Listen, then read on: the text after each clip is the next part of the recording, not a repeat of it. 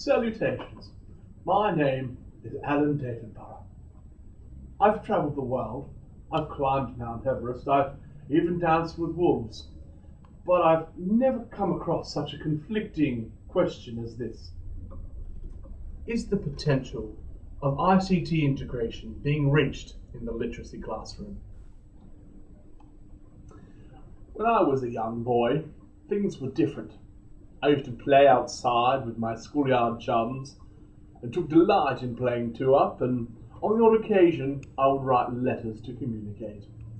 I was such the little mischief maker. These days, children prefer to stay inside and play the Call of Duty, engage in the Minecraft, and even have a bit of a scuffle on Candy Crush Saga. Don't mind me, I'm absolutely famished. So, gone are the days of quills and whips, and welcome to the age of technology. Traditional and modern literacy teaching styles is ongoing and relevant. So, I've ordered many aircraft and once again travelled the globe to uncover the literacy practices. And here is my journey.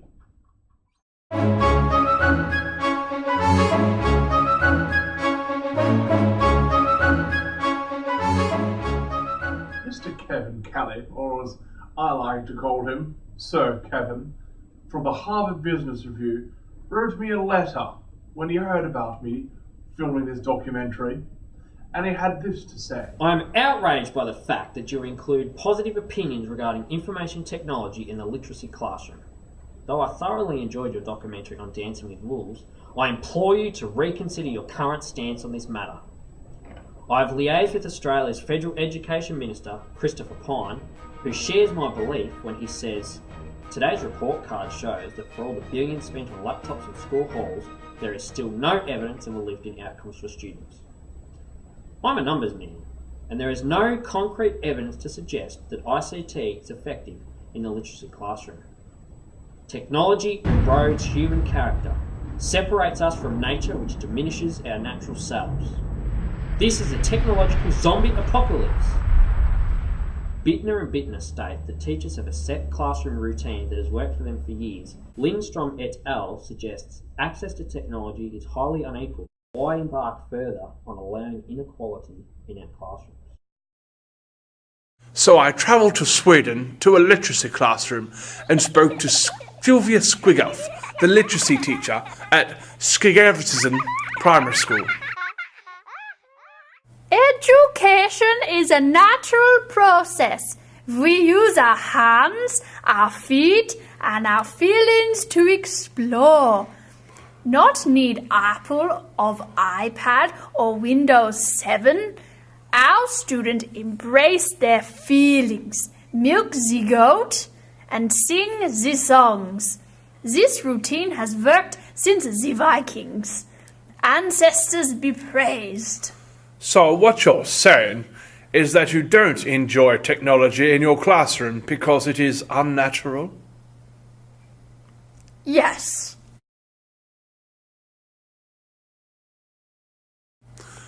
Then I travelled to Russia, into a literacy classroom where technology is shunned and an autocratic teaching style is embraced. We spoke to a literacy educator by the name of Boris, who teaches the upper years at the local primary school. Yo, stop that! No whispering in my classroom. You whisper in my classroom, I kick you out, and you're not good for Russia. You're useless. Absolutely useless. So, Boris, where did you first? Do not speak. Russia has no time for Western ideal. Who need technology when they're just working in a smelting factory at Kovokshkalavik? Russia has no time. Student take note. Note made for glory of Russia. No, take on Western technology or ideals, not good for glory of Russia.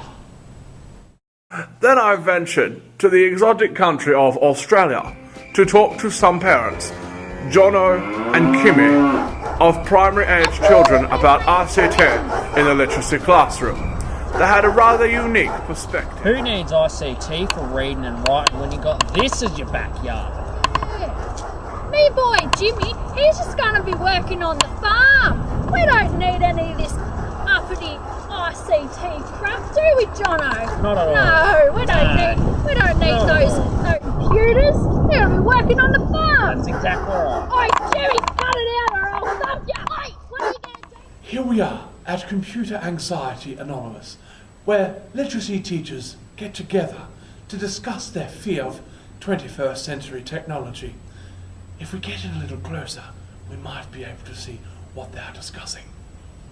Technology will not harm us. Technology will not harm us. Technology will not harm us.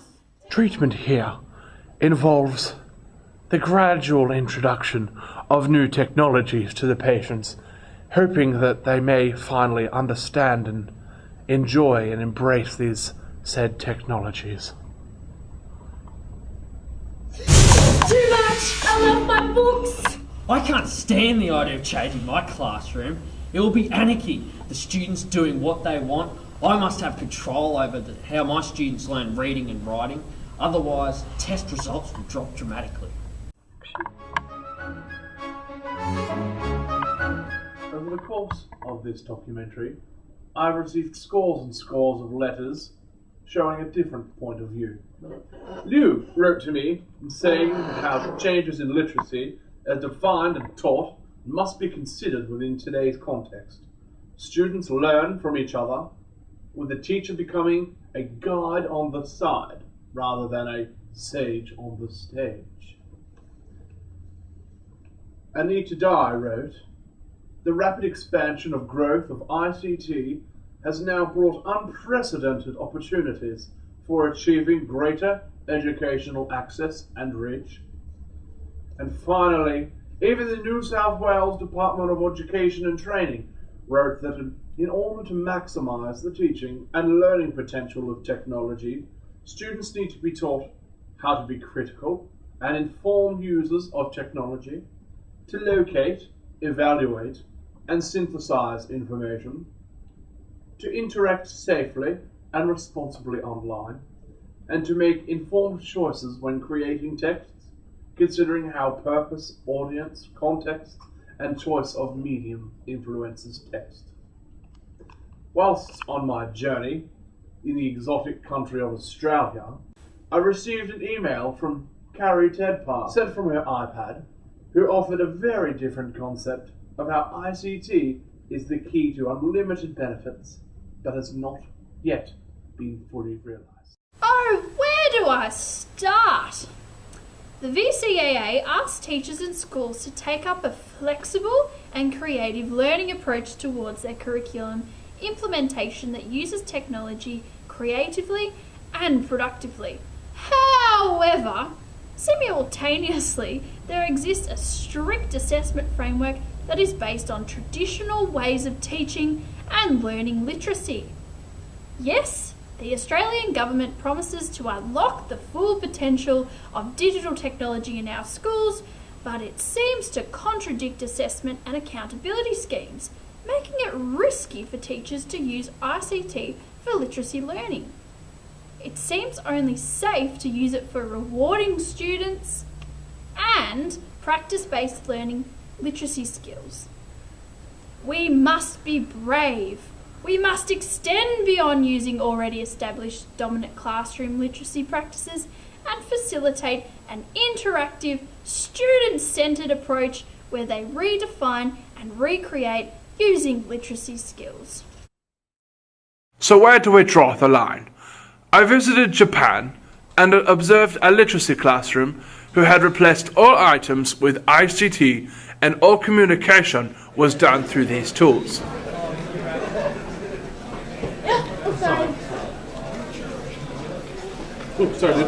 I knew I could find a happy medium. I visited an American school in Houston, Texas, where students often worked individually on learning tasks that incorporated interdisciplinary subjects and were based on students' interests. Here, students have written a play based on a problem they've chosen to solve. Students record, edit, and produce their film.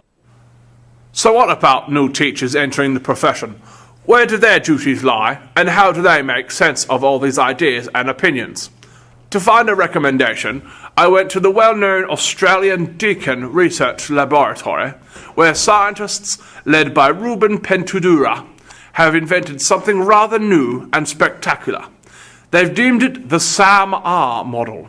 So I paid a visit to the young chaps to see what all the fuss was about.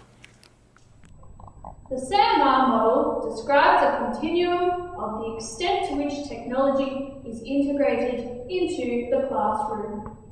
The SAM-R model enables teachers to gauge how technology can be utilised in the classroom. The focus is on what can be done with technology. We encourage teachers to analyse what their technology is doing and push themselves further in the literacy classroom. We encourage teachers to analyse what their technology is doing and push themselves further in the literacy classroom.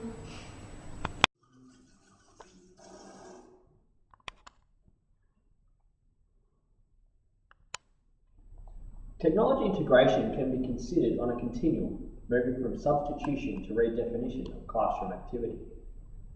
First, we have substitution, which is when technology is used as a direct substitute for existing classroom practices. It is doing the same task with the introduction of technology, but without modification of the task. For example, using a note-taking application on the iPad to draft a document rather than handwriting with pencil and a paper. Augmentation involves some functional improvement, but is still a direct tool substitute. The task is not changed, but enhanced slightly. For example, using some of the iPad's built-in functions, such as the voice recorder, so as children are able to record their voice, hear themselves, and improve their fluency. If technology integration remains at this stage, or substitution, classroom workflow will only be slightly enhanced. The use of the device remains defined and limited. Modification involves giving students a different kind of task. For example, using multimedia and adding sound and video. Redefinition is doing something that was inconceivable without technology. For example, creating a digital storybook to share with the students in the classroom, whole school, or the world. When technology is used in this way, it leads to the transformation of the classroom and student workflows, and the technology is used in the most effective form. So there we have it. I've travelled the globe again and met some rather intriguing folk to solve one of education's greatest questions. The exceptionally talented research scientists at Darkan Laboratory continue to work hard to hypothesize, theorize, synthesize, characterize, optimize, and proselytize. As for me, I'm still trying to find the Googles.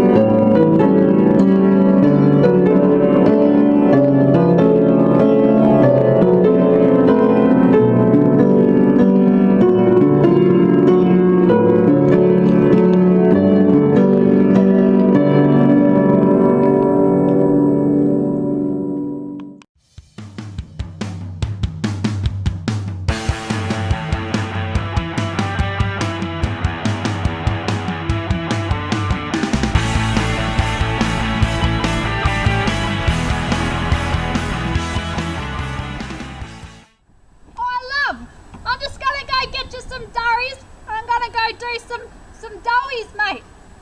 I'll see you later. Oi, Mum, can you get me some chips? No, I'm not getting you. Are you